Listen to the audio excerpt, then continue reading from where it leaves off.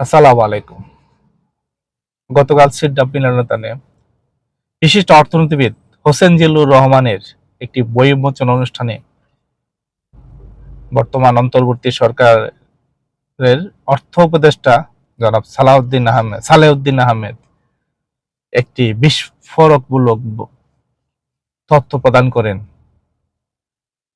যে ব্যাংকিং সেক্টরের ৮০% অর্থ গত অতীত আওয়ামী সরকারের আমলে লোপাট হয়ে গেছে।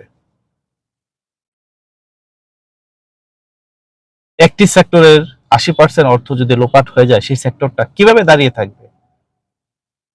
অত্যন্ত পরিতাপের বিষয়। এই জনগণের টাকা, পাবলিক টাকা, এই যে আওয়ামী সরকারের সুবিধাভোগীরা,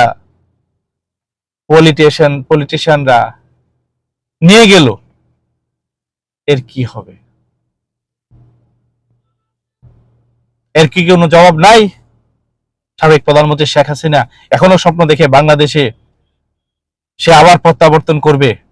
তার অনুসারীরা, দোসররা এখনো তাকে প্রত্যাশা করে। এই যে বাংলাদেশের ব্যাংকিং সেক্টর সব প্রতিটা প্রতিষ্ঠানকে ধ্বংস করে দিয়ে গেল, এর কি সাজা হবে না? এর শাস্তি আমরা চাই। ধন্যবাদ সবাইকে।